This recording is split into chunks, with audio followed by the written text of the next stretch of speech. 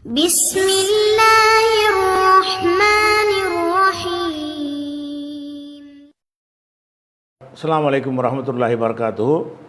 அன்பிற்குரிய சகோதர சகோதரிகளே, நீங்களும் ஆலிங்களாகலாம் என்ற தினசரி வகுப்பில் ஒவ்வொரு வியாழக்கிழமையும் புகாரி என்கிற ஹதீஸுடைய நூலுடைய தமிழாக்கத்தை பார்த்து வருகிறோம். சென்ற வாரம் 24வது ஹதீஸில் ஒரு பகுதி வரைக்கும் பார்த்துருக்குறோம். என்ன பகுதின்னு கேட்டால், ஒரு அன்சாரியை கடந்து செல்கிறாங்க. ஒஹுவ யஇலு அஹாஹு ஃபில் ஹயாய், அவர் தனது சகோதரருக்கு வெட்கம் குறித்து என்ன செஞ்சார், போதனை செய்து கொண்டிருந்த நிலையில், ஒஹுவன் வா வர்றதுனால ஒஹுவ யஇலு, அவர் அறிவுரை சொல்லி கொண்டிருந்த நிலையில், அஹாஹு தன்னுடைய சகோதரருக்கு ஃபில் ஹயாயி, வெட்கம் குறித்து அறிவுரை சொல்லி கொண்டிருக்கும் நிலையில் ரசூல்லா ஒரு அன்சாரியை கடந்து போகிறாங்க.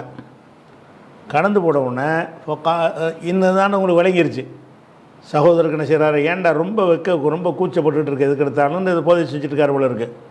இப்போ கால ரசூலுல்லாஹி ஸல்லல்லாஹு அலைஹி வஸல்லம், அப்போ ரசூல் ஸல்லல்லாஹு அலைஹி வஸல்லம் சொன்னாங்க, தஹு, அவரை விட்டு விடு. தஹுங்கிற வார்த்தை என்னென்னு கேட்டால், வதா என்கிற வார்த்தைக்கு இதுவும் வாவுல ஆரம்பிக்கிற வார்த்தை தான். வாவுல ஆரம்பித்தாலும் இது வருங்காலம் எவ் தவுண்டு வரும். எவ் தவுன்னா இவ் தவுண்டு அமர் அப்படி வரணும். ஆனால் இது என்ன செய்வாங்கன்னா எதவுண்டு தான் சொல்லுவாங்க. பெரும்பாலும் வாவு உள்ள இடத்துக்கு எஃபீலு வந்தால் தான் வருங்காலத்தில் அந்த வாவை எடுப்பாங்க. வசன யௌசினு சொல்லாமல் எசினு, வசஃப யௌசிஃபு சொல்லாமல் எசிஃபு, வசல யௌசிலு சொல்லாமல் எசிலு, அது மாதிரி அல்ல எவ் இலு சொல்லாமல் இதுன்னு சொல்லுவாங்க. இது எஃபீலுக்கு உள்ளது. சில சொற்கள் சாது என்கிற அடிப்படையில் அந்த சட்டத்துக்கு விரோதமாக என்ன செய்யும்னு கேட்டால், எஃப் அலு என்று வாவு போயிடும். வத எவ்தவுண்டு வந்திருக்குது, இதை எதவுண்டு ஆக்க தேவையில்லை. ஆனால் இந்த சொல்லுக்கு என்ன செய்கிறாங்கன்னு கேட்டால், அமாத்து மாலி எதரு ஓ எதவு, எதவு என்பதற்கும் எதருடைய மாலியை மௌத்தாக்கி விட்டார்கள் அப்படின்னு அதெல்லாம் உங்களுக்கு ஏற்கனவே நடத்தியிருக்கிறோம். அதனால் இது வத என்கிற சொல்லு, அதனுடைய வருங்காலம் எவ்தவுன்னு தான் வரணும். ஆனால் இந்த சொல்லை எதவுன்னு சொல்லுவாங்க. எதவுன்னு சொல்லிட்டாங்கன்னா அமுர் எப்படி வரும், த என்று தான் வரும். வதன்னா விட்டான், விட்டு விட்டான். அப்போ தன்னா விட்டு விடு. தஹு, அவரை விட்டு விடு. அண்ணங்காரர்கிட்ட சொல்கிறாங்க, தம்பியை விட்டுரு. தஹு, அவரை விட்டு விடு. விட்டு விடுனா அவர் என்ன மாதிரி இருக்கிறார் அப்படி விட்டுரு. எதுக்கு கூட அவர் அறிவுரை சொல்லிகிட்டு இருக்கிற, ஏனென்று கேட்டால், ஃபைனல் ஹயா, வெட்கம் என்பது மினல் ஈமான், ஈமானில் உள்ளது. வெட்கம் தானே படுறாரு, அது ஈமானுப்பா. வெட்கம் நிறைய பாவத்தில் மனுஷனை தடுக்கும். வெட்க உணர்வு இருந்துச்சுன்னு சொன்னால், பொய் சொல்கிறதுக்கு வெட்கம் வந்துடும், கோல் சொல்கிறதுக்கு வெட்கம் வந்துடும், விச்சாரஞ்சருக்கு வெட்கம் வந்துடும், திருடுறதுக்கு வெட்கம் வந்துடும், ஊழல் பண்ணுறதுக்கு வெட்கம் வந்துடும், 4 பேர் கேட்பாங்கன்னு வெட்கம் வந்துடும். அந்த வெட்கங்கள் என்ன செய்யும்னு கேட்டால், அல் ஹயாவு ஹைருன் குல்லுகுண்டே ரசூலுல்லாஹ் சொன்னாங்க.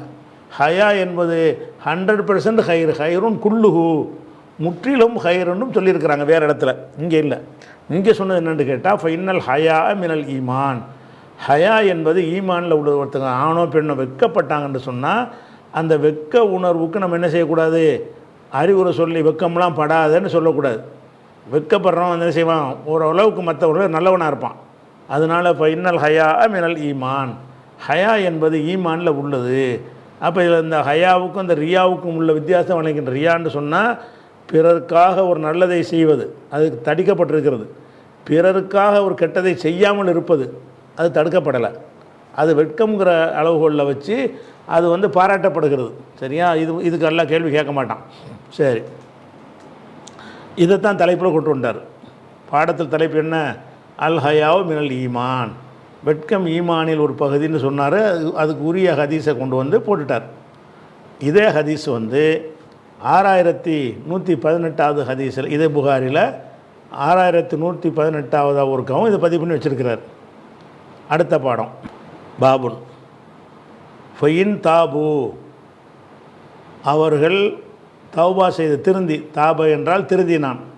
ஃபயின் தாபு, அவர்கள் திருந்தி கொண்டு, வகாமு சலாத்த, தொழுகை நிலைநாட்டுவார்களேயானால், வாத்து ஜக்காத்தை ஜக்காத்தையும் கொடுப்பார்களே ஆனால் ஃபஹல்லு சபீலஹும் அவங்களுடைய பாதையில் விட்டு விடுங்கள் அவர்களை, ஃபஹல்லு விட்டு விடுங்கள், சபீலஹும் அவங்களுடைய வழியை விட்டுருங்க, அவங்களும் டிஸ்டர்ப் பண்ணாதீங்க அப்படின்னு ஒரு வசனம் இருக்கிறது 9வது சூறாவில் 5வது வசனம், தௌபாவில் 5வது வசனம். இந்த வசனம் பற்றிய பாடம்ங்கிறார். இந்த வசனத்தில் என்ன சொல்லப்படுதோ அது குறித்த பாடம், இந்த வசனம் சம்பந்தமான விளக்கம் இதில் வரப்போன்னு அர்த்தம். பாபுன்னு இது ஒரு பாடம். என்ன பாடம் என்றால் ஃபைன் தாபு வகாமு சலாத்த வாத்தவு ஜக்காத்த ஃபஹல்லு சபீலஹும் என்ற வசனம் குறித்த பாடம். இந்த பாடம்னு சொன்னால் மொத்தமாக வாசித்து என்ற வசனம் குறித்த பாடம். வசனத்துக்கு என்ன அர்த்தம்? ஃபைன் தாபு அவர்கள் திருந்தி கொண்டால், வகாமு சலாத்த தொழுகையும் நிலைநாட்டினால், வாத்தவு ஜக்காத்த ஜக்காத்தையும் கொடுத்து வந்தால், ஃபஹல்லு சபீலஹும் அவங்க வழியை விட்டு விடுங்கள், அவங்கள ஒன்றும் செஞ்சிடாதீங்க, திருந்தினோன்னு தண்டிக்காதீங்க அப்படின்னு வருது. இது பற்றிய பாடம்னா இது என்ன சொல்லுதுங்கிற அந்த இதில் பாடத்தில் கொண்டு வருவார். அதுக்கு என்ன கொண்டு வர்றார்? ஹதீஸ் 25 ஹதீஸ். ஹத்தசனா அப்துல்லா இப்னு முஹம்மது அல் முஸ்னதி. அப்துல்லா இப்னு முஹம்மது அல் முஸ்னதி என்பவர் நமக்கு சொன்னார். ஹத்தசனா கால் அவர் சொன்னார், ஹத்தசனா அபூ ரௌஹின் அல் ஹரமியு, அபூ ரவு அல் ஹரமி இப்னு உமாரா, அபூ ரவுஹுல் ஹரமியு இப்னு உமாரா என்பவர் நமக்கு சொன்னார் என்று அப்துல்லா சொல்கிறாரு. கால அபூ ரவுஹு சொல்கிறாரு, ஹதசனா ஷுபா, ஷுபா நமக்கு சொன்னார்.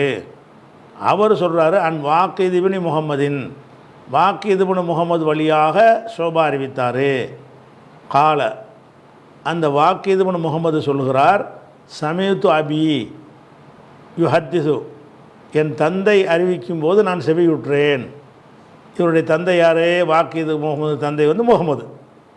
வாக்கித் இப்னு முகமதுனா முகமதுனுடைய மகன் வாக்கித் தானே. அப்போ வாக்கித் என்ன சொல்கிறார்? எங்கள் வாப்பா சொன்னாருங்கிறார். கால அவர் சொல்கிறாரு, சமீத்து அபி, என் தகப்பனார் யுஹத்திசு அறிவிக்கும் பொழுது, சமீத்து நான் செவியுற்றிருக்கிறேன். அப்போ எனக்கு சொன்னது எங்கள் வாப்பாங்கிறார். வாக்கியதுக்கு சொன்னது யார்? வாக்கியதுடைய வாப்பா. என்ன சொல்கிறாருன்னா, யார் வழியாக சொல்கிறாருன்னா, அனி இப்னு உமர, இப்னு உமர் வழியாக, உமருடைய மகன் வழியாக. இப்னு உமர்னா அப்துல்லா இப்னு உமர். உமருக்கு நிறைய மகன் இருந்தாங்க. இப்னு உமர்னு மொட்டையாக சொன்னால் அப்துல்லா இப்னு உமரை தான் குறிக்கும். அப்போ இப்னு உமர், அனி இப்னு உமர், உமருடைய மகன் வழியாக அறிவித்தார்.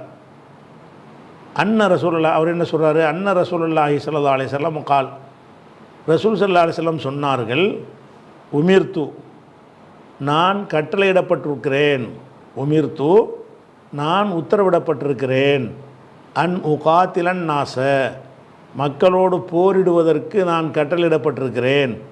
எது வரைக்கும் போரிடணும் என்றால், ஹத்தா யஷ்ஹது அல்லா இலாஹ இல்லல்லா வ அன்ன முஹம்மது ரசூலுல்லா, இந்த ரெண்டையும் உறுதிமொழி கொடுக்கும் வரை, ஹத்தா யஷ்ஹது உறுதிமொழிகிற வரை. என்னோட உறுதிமொழி என்ன?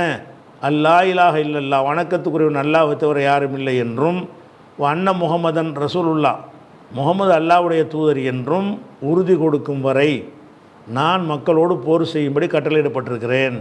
ஒ யுகைமு சலாத்த, தொழுகை நிலைநாட்டும் வரை. யுகைமுன்னு வரன்னு அந்த ஹத்தா வந்ததுனால, ஹத்தாவுக்கு பிறகு என்ன இருக்கும்? அன் என்பது மறைஞ்சு நிற்கும். ஹத்தா அன் யஷ்ஹது, அதனால் யஷ்ஹதுலே நூன் வரல. யஷ்ஹது யஷ்ஹதானி யஷ்ஹதூனு வரணும்ல. யஷ்ஹதூனு வராமல் யஷ்ஹது என்று ஏன் வந்திருக்குன்னு கேட்டால், ஹத்தான்னு வந்துருச்சுன்னா அதுக்கு பிறகு ஒரு அன் ஒளிஞ்சு நிற்கும். ஹத்தா யஷ்ஹதூன, ஹத்தா யஷ்ஹது. இங்கே யஷ்ஹதுல அத்துப்பு செஞ்சதுனால ஹத்தா யுகைமு, யுகைமுன்னு வரன்னு அந்த ஹத்தாங்கக்குள்ளே ஒளிஞ்சிருக்குது. அத்துப்பு செஞ்சதுனால அந்த ஹத்தா இங்கேயும் வந்துடும். அப்போ ஹத்தா யுகைமு சலாத்த, தொழுகையை நிலைநாட்டும் வரை. வ ஹத்தா யூத்து ஜக்காத்த, இதுவும் அங்கே தான் அத்துப்பு. வ ஹத்தா யூத்து ஜக்காத்த, ஜக்காத்தை கொடுக்கும் வரை நான் மக்களோடு போர் செய்ய கட்டளையிடப்பட்டிருக்கிறேன். இதா ஃபஅலு தாலிக்க, இதை அவர்கள் செய்வார்கள் என்று சொன்னால், அசமு காத்து கொண்டார்கள், காப்பாற்றி கொண்டார்கள், மின்னி என்னிடமிருந்து, திமாகும் அவங்களுடைய இரத்தங்களை, அதாவது உயிர்களையும், இரத்தம்னா உயிர்களையும், அம்பாலகும் அவங்களுடைய செல்வங்களையும் காப்பாற்றி கொண்டார்கள். உசுருக்கு உத்தரவாதம். இதை சொல்லிட்டாங்கன்னு சொன்னால் அவங்கள நாங்கள் கொல்ல மாட்டோம், அவங்க பொருளாதாரத்துக்கு பாதுகாப்பு கொடுப்போம். இல்லாபி ஹக்கில் இஸ்லாம், இஸ்லாமிய ஹக்கு சட்டப்படியே தவிர அதுக்காக வேண்டிய உயிரை காப்பாற்றணும்னா கொலை செஞ்சால் கொல்லாமல் விட்ருவோமா? அது இஸ்லாமுங்கிற அடிப்படையில் உள்ள காரியத்துக்குரிய தண்டனைகள் தடுக்காது. இவன் இஸ்லாத்துக்கு வரலைங்கிறதுனால கொள்ளுவோம்ல, அந்த இது கிடையாது. அசமும் இன்னி திமாகும், என்னிடமிருந்து அவர்கள் தங்கள் இரத்தங்களையும் அம்பாலகும் செல்வங்களையும் காத்து கொண்டார்கள். இதை சொன்னாதான் லா இலாஹ இல்லல்லாஹ் சொல்லணும், முஹம்மது ரசூலுல்லாஹ் சொல்லணும், தொழுகை நிலைநாட்டணும், ஜக்காத்து கொடுக்கணும். இந்த நாளையும் செஞ்சால் தான் அவங்களுக்கு பாதுகாப்பு. இல்லைன்னு சொன்னால் என்னிடமிருந்து அவங்களுக்கு பாதுகாப்பு இல்லை, போர் தான் செய்வேன், சண்டைக்கு தான் போவேன் அப்படின்னு ரசூலுல்லாஹ் சொன்னாங்கன்னு வருது.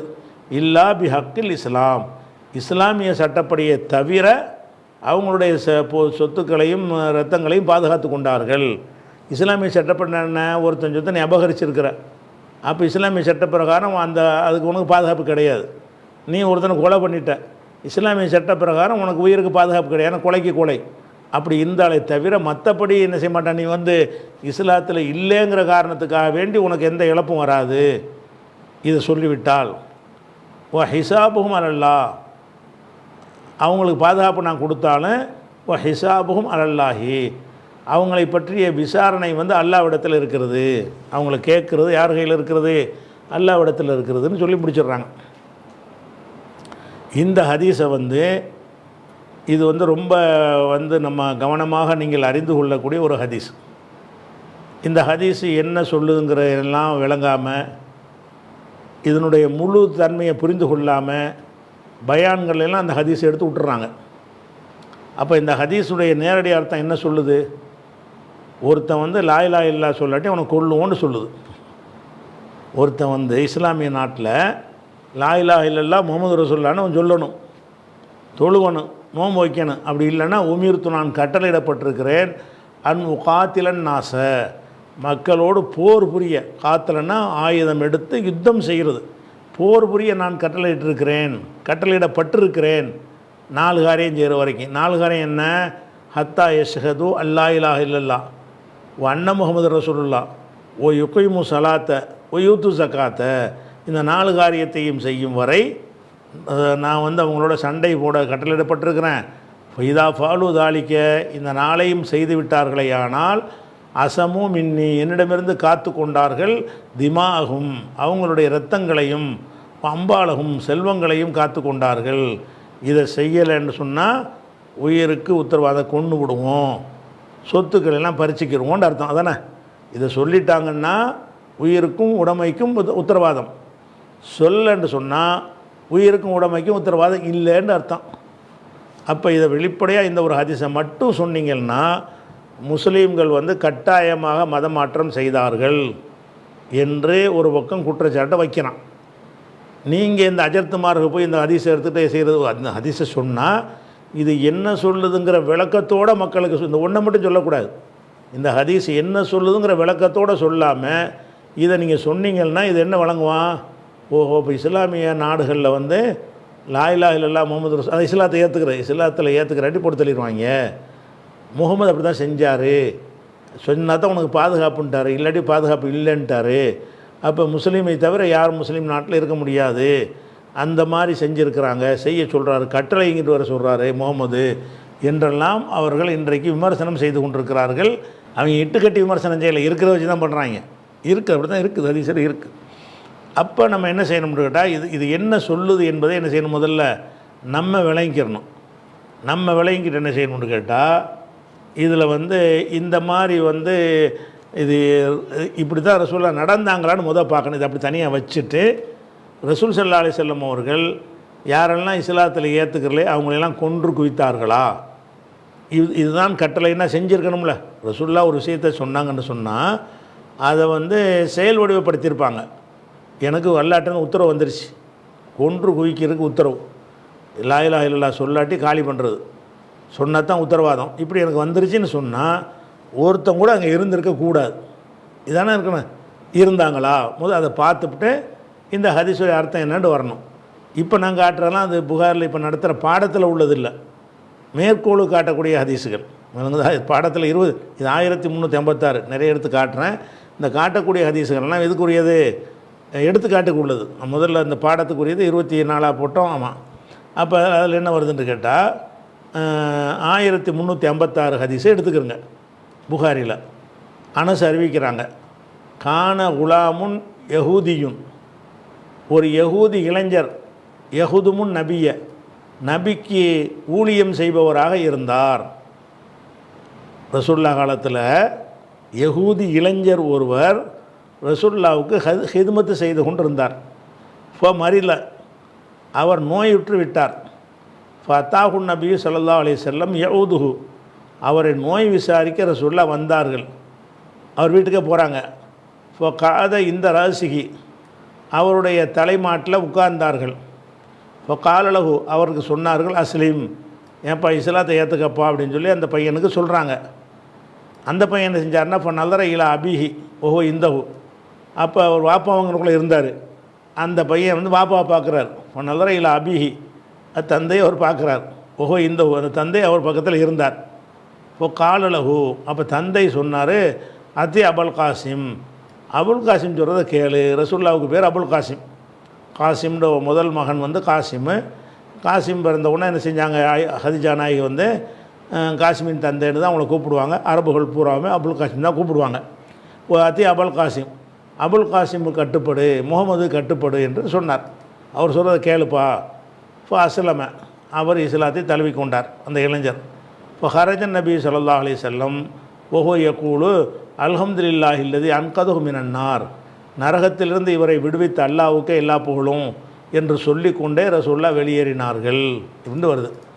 இதில் இஸ்லாத்தில் ஏற்றுக்கிறதெல்லாம் போட்டு தள்ளணும் என்றது இஸ்லாத்துடைய நிலையாக இருந்தால், ஒரு யகூதிக்காரன் இஸ்லாத்தில் இல்லாதவன் தானே, அவன் வந்து ரசூலுல்லாவுக்கு ஊழியம் செய்பவராக இருக்கிறான். இளைஞர் வந்து ரசூலுல்லா ஊழியம் செய்கிற அளவுக்கு வச்சுருப்பாங்களா? அதுக்கு ஒரு அனசு மாதிரி, அனசு எப்படி ஹிதுமத் செஞ்சுக்கிட்டு இருந்தாரோ அந்த மாதிரி இன்னொரு இளைஞர் யாருன்னு கேட்டால் யஹூதி இளைஞர்.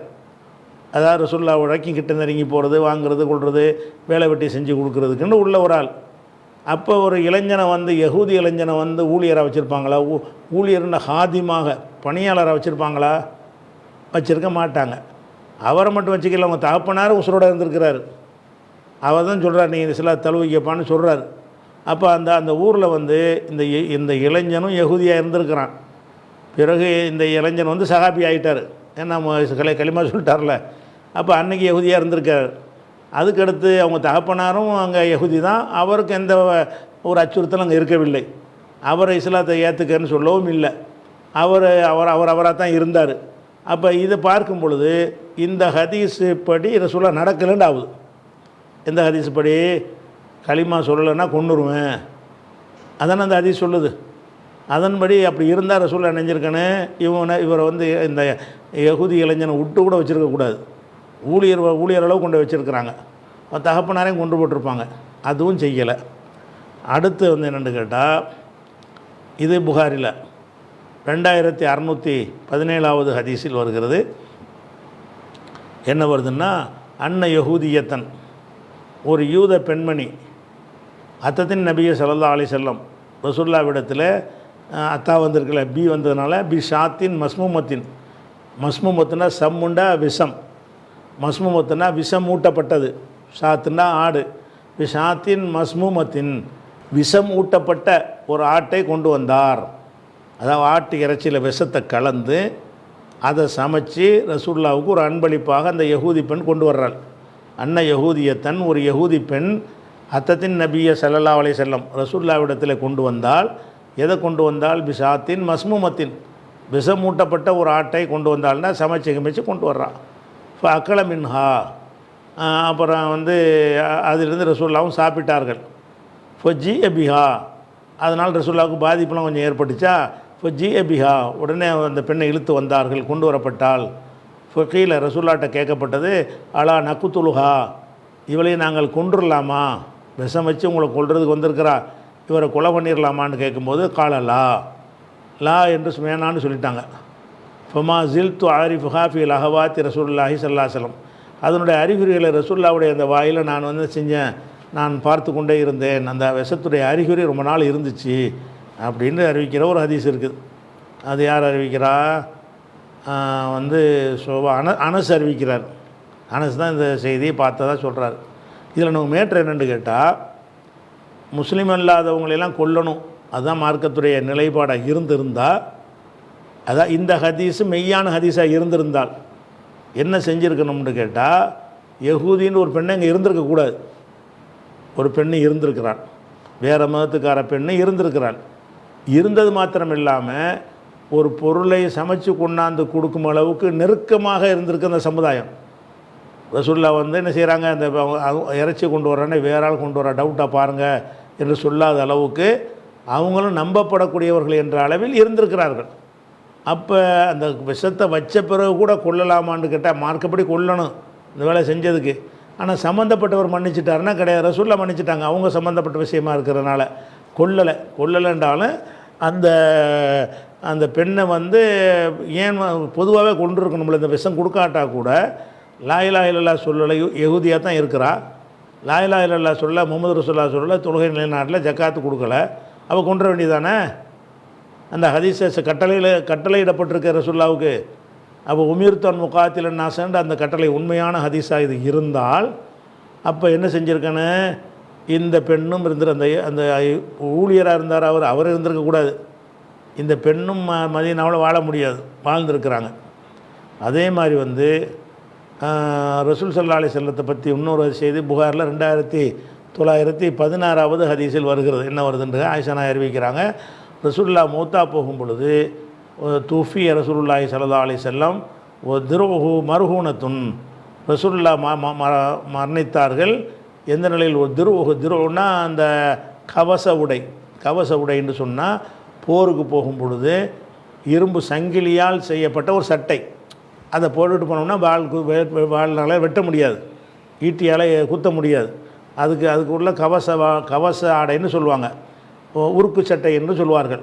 திருஹு ரசூலுல்லாஹ்வுடைய அந்த உருக்கு சட்டை மர்ஹூனத்துன் அடமானம் வைக்கப்பட்ட நிலையில், இந்த யகூதியின் ஒரு யகூதி இடத்தில் அடமானம் வைக்கப்பட்ட நிலையில் ரசூலுல்லாஹ் மௌத்தா போனாங்க. எதுக்கு அடமானம்? சலாதீன சாமின் ஷாயிரின், கோதுமையில் 30 சாகுன்னா ஒரு இது மாதிரி 4 தடவை எடுத்தால் ஒரு சாகு, மரக்கான்னு வச்சுக்கிறோம் நம்ம வழங்குறக்காணி, ஒரு 30 மரக்கால் கோதுமைக்கு அது அடமானம் வைக்கப்பட்ட நிலையில் மீட்காமலே ரசூலுல்லாஹ் மௌத்தா போனாங்கன்னு வருது. அப்போ ரசூலுல்லாஹ்வுடைய காலத்தில் யகூதி வந்து நல்ல ஒரு நிலையில் இருக்கிறாரு, அவர் அடமானம் வாங்கக்கூடியவராக, அடமானம் பிடிக்கக்கூடியவர் அவர் இருக்கிறாரு. ரசூலுல்லாஹ்வுக்கு கடன் கொடுக்கக்கூடியவராக, நல்ல பொருளாதாரத்தில் தன்னிறைவாக இருக்கிறாரு. அவங்களுக்கு எந்த ஒரு டிஸ்டர்பும் இல்லை. முஸ்லீம்களை விட அவங்களுடைய பொருளாதாரம் ஏற்றமாக இருந்திருக்கிறது. இல்லாட்டி முஸ்லீம்கிட்ட போய் வாங்காமல் இவர்கிட்ட போய் வாங்குறாங்க, செழிப்பாக இருந்திருக்கிறாரு. அப்போ நல்லா வாழ்ந்திருக்கிறாங்கன்னு தெரியும் போது அப்போ எப்படி கொல்ல சொல்லி கட்டளையிடப்பட்டிருக்குங்க? களிமா சொல்லாட்டி கொல்லணும்னா இவரெல்லாம் இருந்திருக்க முடியாத, நல்ல செழிப்பான வியாபாரம் பண்ணிகிட்டு இருந்தார, இருக்க முடியாது. அப்போ இந்த ஹதீஸுக்கு அது மாற்றமாக வருதா? லா இலாஹ இல்லல்லாஹ் சொல்லாட்டி சண்டைக்கு போகணும்னு சொன்ன, சண்டைக்கு கொன்று யுகாத்தில் உயிருக்கும் உடமைக்கு பாதுகாப்பு இல்லைங்கிற அளவுக்கு சொல்கிறாங்க. அடுத்தவர்கிட்ட கோதுமை வாங்குறது கூட அடமானம் கொடுத்துட்டு வாங்குற அளவுக்கு அவனுக்கு பாதுகாப்பு இருக்குது. அவனுடைய பொருளுக்கு எப்படி பாதுகாப்பு இருக்குது? ரசூலுல்லாஹ்வுக்கு கடன் கொடுத்தா கூட அவனுக்கு அடமானம் வாங்கி வச்சுக்கலாம் என்கிற அளவுக்கு செக்யூரிட்டி வந்து அவ்வளோ உயர்ந்த செக்யூரிட்டியாக அவனுக்கு இருக்குது. அப்போ இந்த ஹதீஸ் படி ரசூலுல்லாஹ் செஞ்சாங்களா? கட்டளையிடப்பட்ட ரசூலுல்லாஹ் செயல்படுத்தணும்ல, செயல்படுத்தாங்க. சாதாரணமாக இப்போ நல்லா செழிப்பாக இருந்திருக்காங்க யூதர்கள்லாம். அடுத்து என்னென்னு கேட்டால், இது ஒரு விஷயமாச்சா, 1311வது ஹதீஸ், அதே புகாரி தான். அப்போ என்ன செய்கிறாங்கன்னா, ரசூலுல்லாஹ்லாம் உட்காந்துட்டு இருக்கும்போது ஒரு ஜனாசா வந்து கடந்து போகுது, ஒரு பிரேதம் வந்து கடந்து போகுது. மர்ரபினா ஜனாசத்தும், எங்களை ஒரு ஜனாசா கடந்து சென்றது. இப்போ ரசூலுல்லாஹ் எழுந்து நின்றார்கள். இப்போ லகன் நபி ஸல்லல்லாஹு அலைஹி வஸல்லம், அதற்காக ரசூலுல்லாஹ் எழுந்து நின்றார்கள். ஓ கும்னா பிஹி, நாங்களும் அதுக்காக வேண்டி எழுந்து நின்றோம். இப்போ குல்னா, நாங்கள் சொன்னோம், யார ரசூலுல்லாஹ் இன்னஹா ஜனாசத்து யஹூதியுன், யஹூதியின், அல்லாஹ்வுடைய தூதரை இது யஹூதி ஜனாசாவில் ஏன் எந்திரிக்கிறீங்க அப்படின்னு நாங்கள் கேட்டோம். ரசூல் ஸல்லல்லாஹு அலைஹி சொன்னாங்க, இதா ராயத்துமுல் ஜனாசத்தை ஃபக்கூமு, ஜனாசாவை கண்டால் எந்திரிங்க, யஹூதிலாம் பேசாது, யாராக இருந்தாலும் பரவாயில்லை. ஒரு பிரேதம் ஊர்வலம் வந்துச்சுன்னு சொன்னால் ஜனாசாவை எடுத்துகிட்டு போனாங்கன்னா எந்திரிச்சிருங்க. இது வந்து புகாரில் 1311.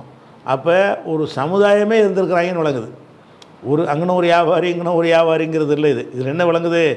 ஒரு ஜனாசாவை தூக்குனா ஜனாசா ஒன்று இருக்குது, தூக்கிக்கிட்டு 10 பேர் 50 பேர் 100 பேர் 1000 பேர் போவாங்க, அவ்வளோ பேரும் சேர்ந்து கடந்து போகிறாங்க. ரசூலுல்லாஹ் எழுந்து நிற்கிறார்கள்னு சொன்னால் அந்த மக்கள் வந்து மஸ்ஜித் நபவிக்கு பக்கத்தில் ஜனாசாவை தூக்கிக்கிட்டு சகஜமாக போகிற அளவுக்கு இருந்திருக்கிறாங்க. எந்த ரசூலுல்லாஹ் எழுந்து நின்று மரியாதை கொடுக்குற அளவுக்கு ஜனாசாவுக்கு ஒரு ஜனாசாவை கண்ணியப்படுத்துகிற அளவுக்கு இருந்திருக்கிறாங்கன்னு சொன்னால் இதுக்கும் அதுக்கு ஏதாவது ஒத்து வருதா, மேட்சாகுதா? கொள்ளை சொன்னாங்கன்னு வருதில்ல, நான் கொள்ளை அவங்களோட சண்டை போடணும், இதை சொன்னால் தான் உயிருக்கு பாதுகாப்பு, இல்லைன்னா அங்கே பாதுகாப்பு கிடையாதுன்னு சொன்ன மாதிரி வருது. அதுக்கு இது நேர் மாற்றமாக இருக்கா? அப்போ ஜனாசா யஹூதி ஜனாசாவுக்கு நினைஞ்சிருக்கிறாங்க, எந்திரிச்சு நிற்கிறாங்க. அது மாத்திரம் இல்லாமல் ஒரு இஸ்லாமிய நாட்டில் என்ன செய்வாங்கன்னு கேட்டால், ஜக்காத்து வசூல் பண்ணுறோம்ல, இந்த ஜக்காத்து வசூல் பண்ணி அதை வந்து ஒரு 8 வகையில் செலவழிக்கணும். அது 9வது சூறாவில் 60வது வசனத்தில் அந்த வசனம் தான் உங்களுக்கு காட்டப்படுது. அது 9, 60 வசனத்தில் என்ன வருதுன்னு கேட்டால், லில் ஃபுக்கராய் ஏழைக்கு கொடுக்கணும், மிஸ்கினுக்கு கொடுக்கணும், அந்த ஜக்காத்தை வசூலிப்பவர் கொடுக்கணும், ஒல் மல்லபத்து குலூபுகும் உள்ளங்களை ஈர்ப்பதற்காக முஸ்லீம் அல்லாதவங்களுக்கு கொடுக்குறது, முஸ்லீம் அல்லாதவங்களுக்கும் ஜக்காத்தை கொடுக்கலாம். 8 வகையான வகையில் ஜக்காத்து வசூலித்து இவங்களுக்கு கொடுத்தோம்னா கொஞ்சம் இஸ்லாத்தின் பக்கம் வெறுப்பு குறையும், இஸ்லாத்தின் பக்கம் கவனத்தை திருப்புவாங்க அப்படின்னு நினச்சி என்ன செய்யலாம். அதில் ஒரு பகுதியை அந்த மாதிரி 8 வகையில் செலவழிக்கலாம்னு சொல்லும்போது அதில் வந்து 4வது வகையாக என்ன வருதுன்னு கேட்டால் ஒல் மல்லபத்தி குலூபுகும் இருக்குது. அப்போ முஸ்லீம் அல்லாதவன் ஒருத்தங்க இருந்தால் தான் அவனுக்கு செலவழிக்க முடியும். அவனெல்லாம் போட்டு தள்ளிட்டு அப்படி கொடுப்பிய. ஜக்காத்து கொடுக்குறதுல 8 வகை இருக்குது. 8 வகையில் கடனாளிகள், அடிமைகளை விடுதலை செய்வது, அல்லாஹ்வுடைய பாதையில் உள்ளது, திக்கற்றவர்கள், ஃபக்கீர்கள், மிஸ்கின்கள், வசூலிப்பவர்கள்னு 7 சொல்லியாச்சு. 8வது உள்ள ஒரு ஆள் யார்? ஒரு மல்லபத்தி குலூபுகும் உள்ளங்கள் ஈர்க்கப்படுவதற்காக என்பது வந்து இஸ்லாம் அல்லாத மக்களுக்கு இஸ்லாத்தின்பால் ஈர்ப்பு ஏற்படணும் என்பதற்காகவும் அதில் உள்ள ஆட்களுக்கு நம்ம ஜக்காத்தை கொடுக்கலாம். கொடுத்தா கசப்பு நீங்கிறேன், இஸ்லாத்தின் பக்கம் திரும்புவான், சிந்திப்பான், வந்துடுவான், குறைஞ்சபட்சம் அவனிடமிருந்து உள்ள இடைஞ்சல்களாவது இல்லாமல் போயிடும், இப்படிங்கிறதுக்காக வேண்டி கொடுக்கலாம்னு இருந்தால், அப்போ வந்து நீங்கள் இப்போ சிலாவத்தில் இல்லாமல் போட்டு எல்லாத்தையும் கொண்டு விட்டீங்கன்னா யாரும் கொடுப்பீங்க? இப்படி ஒருத்தனை இருக்க மாட்டானே. அப்போ ஜக்காத்து 9, 60 வசனத்தில் என்ன சொல்லப்படுதுன்னு கேட்டால், இந்த ஜக்காத்தை விநியோகிக்கிறது சொல்லும் பொழுது மல்லபத்து குலூபு என்று சொல்லப்பட்டிருக்கிறது. இது எல்லோருடைய விளக்கத்தின் பிரகாரமும் இஸ்லாத்தை ஈர்ப்பதற்காக முஸ்லீம் அல்லாத மக்களுக்கு கொடுக்கறதுக்கு பேர் தான். அப்படி கொடுப்போம் என்று சொன்னால் அப்போ இந்த ரசூலுல்லாஹ் சொன்ன இந்த ஹதீஸ் வந்து பொருந்தலையே. என்ன பொருந்தலை? ஷஹாதத்து சொல்லலைன்னா கொண்டு விடுவேன், லா இலாஹ இல்லல்லாஹ் முஹம்மது ரசூலுல்லாஹ் சொல்லலைன்னா கொன்றுவேன்னு சொன்னால் எல்லாத்தையும் கொண்டிருப்பாங்க. அப்போ மல்லபத்து குழுவுக்கு ஜக்காத்து கொடுக்கணும். ஒருத்தனை இருக்க மாட்டானே, அவனை தான் கொண்டாச்சா. மல்லபத்து குழுவுக்கு ஜக்காத்து கொடுக்கணும்ல, அப்படி ஒருத்தனை இருக்க மாட்டானே, அவ்வளோ பேரை தான் போட்டு தள்ளியிருப்போமே. அப்போ என்ன அர்த்தம் இல்லை அதுக்கு?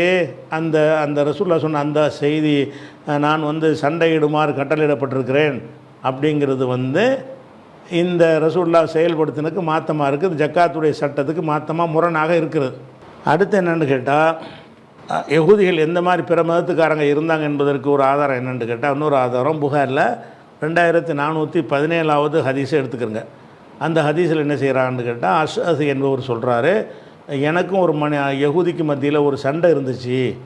என்ன சண்டைன்னா, ஒரு நிலம் சம்பந்தமாக, கான பைனி பைன ரஜுலும் மினல் யகூதி அருந்தும், எனக்கும் யகூதிக்கு மத்தியில் ஒரு நிலம் இருந்தது. இப்போ ஜஹதனி, எனக்குரிய நிலத்தை எடுத்துகிட்டு எனக்கு தர மறுத்துட்டான். அவனை ரசூல்லாட்ட நான் இழுத்துக்கிட்டு வந்தேன். அப்போ ரசூல்லா கேட்டாங்க, அளக்க பையினத்துன், என்கிட்ட கேட்டாங்க, முஸ்லீமாகிய அஷ்அஸ்கிட்ட கேட்குறாங்க, அளக்க பையினத்துன், உனக்கு ஆதாரம் இருக்குதா? குழுத்து நான் சொன்னேன், இல்லை ஆதாரம் இல்லை. அப்போ கால ரசூல்லா சொன்னாங்க, இல்லை யகூதியை பார்த்து சொன்னாங்க, எஹ்லிஃப், உன்னுடைய இதுங்கிறியா, நீ சத்தியம் பண்ணு அப்படிங்கிறாங்க.